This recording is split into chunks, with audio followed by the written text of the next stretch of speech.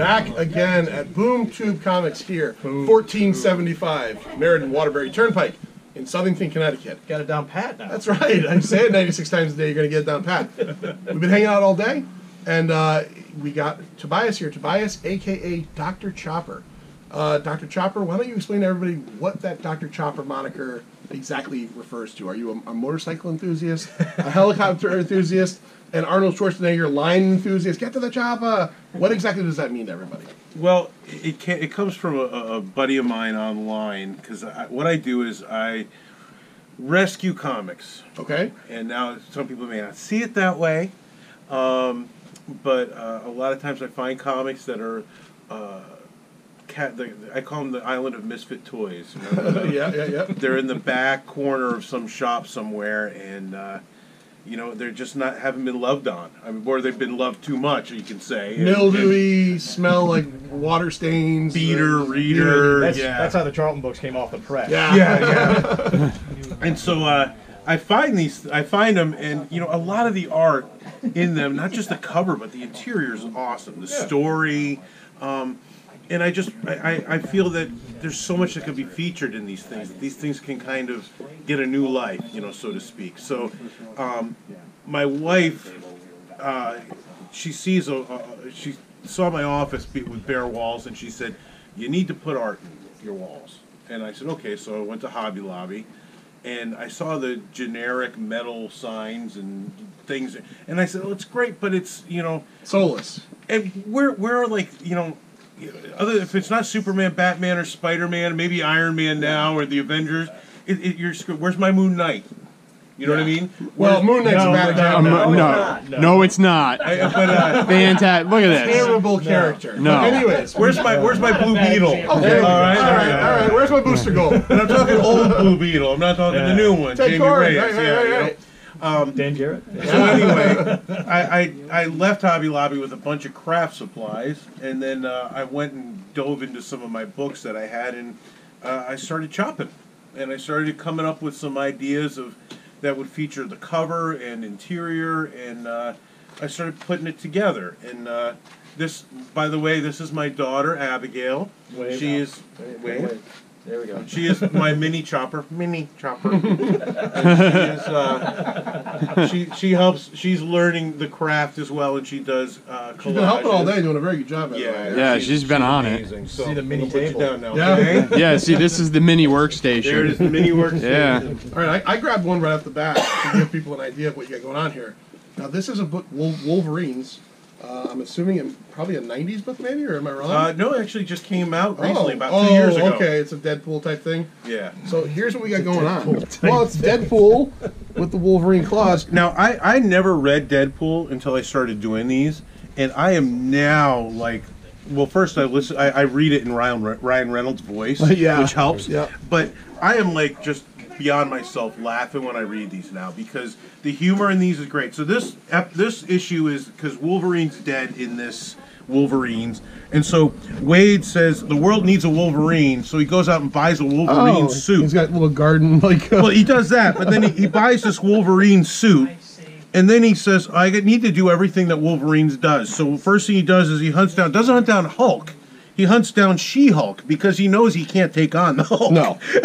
And so he crashes into her office right through the window, and everybody's like, everybody's like, Wade, get out of here. Meanwhile, he can't get the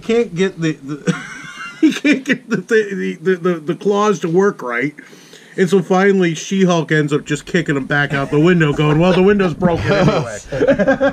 Now, see, that's the story aspect of it. What the real beauty is what you did here. It might be hard to tell on video, but you have pieces of the book cut out, mounted on like a cardboard, with multiple different cardboard pieces cut out to accentuate color. So you have red, yellow, and then the actual figure. You've got the cover in the background. You have raised cardboard mounts with different panels on it. You actually cut out of the panel when something does come out of panel. And these are just awesome. It is a super secret proprietary process. Yes. And it's hard because I don't like to call myself an artist because I didn't do this work. I mean, this work is amazing work done by some amazing people in the industry. I'm basically taking it and trying to accentuate it, sometimes remixing it, to kind of fit within a storyline type situation.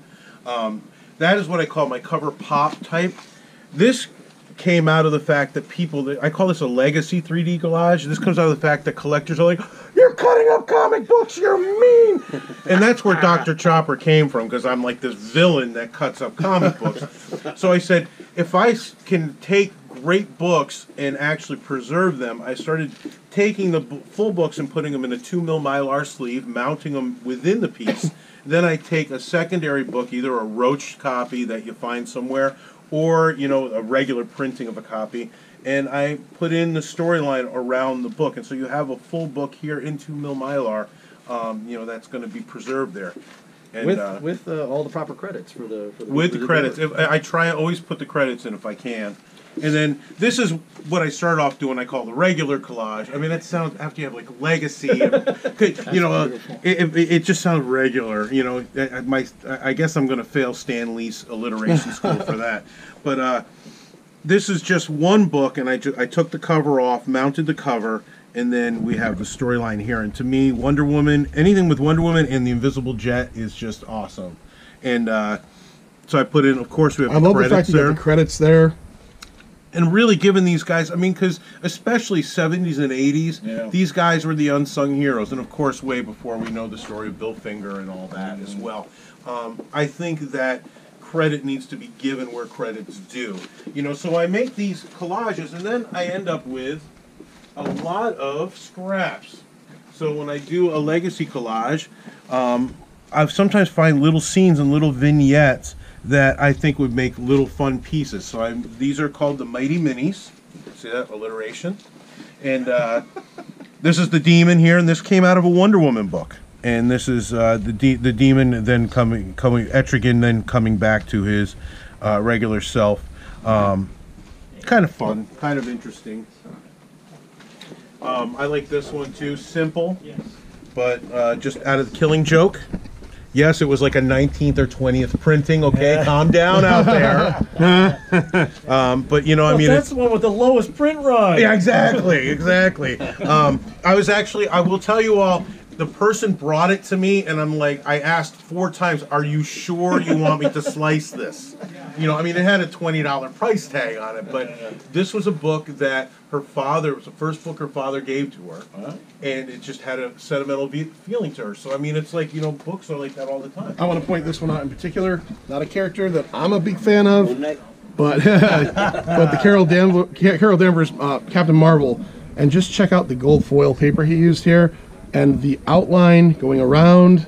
That's just awesome. By the way, when I did this, Art Germ actually sent me an awesome with like a heart on it. Nice. That's awesome. And so it's like, you know, I've been able to now start meeting some of the artists, and the artists are they like what I'm doing, which has been very reassuring to me. Yeah. I'm waiting to, like, you know, go around the black corner at one of the cons and, you know, what are you doing? Have a bunch of rabid comic book artists grab you. You know, and there's been some artists that have kind of just been, but then, you know, like, for instance, I did a Harley Quinn piece, and the manager, Bruce Timm's manager, came by and saw it, and said, "Can I take a picture of this and send this to Bruce?" And I said, "Of course." And he texted to Bruce, and Bruce, within 10 seconds, texts back, "Buy it, I want it."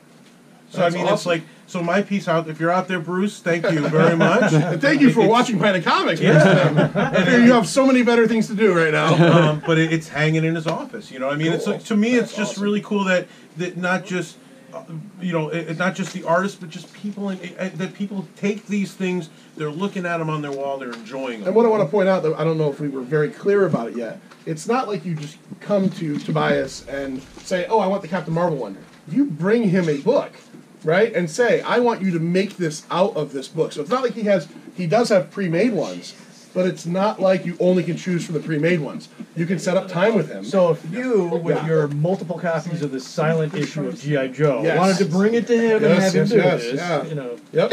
See, there you go. Yep, I can bring it in, and then you have multiple price points. What issue number is that? 21. Multiple price points. And again, there's all different types that you do. So anybody out there that is interested in going, I've got to check this out. I mean, we got a guy here who's done, well, how many have you done?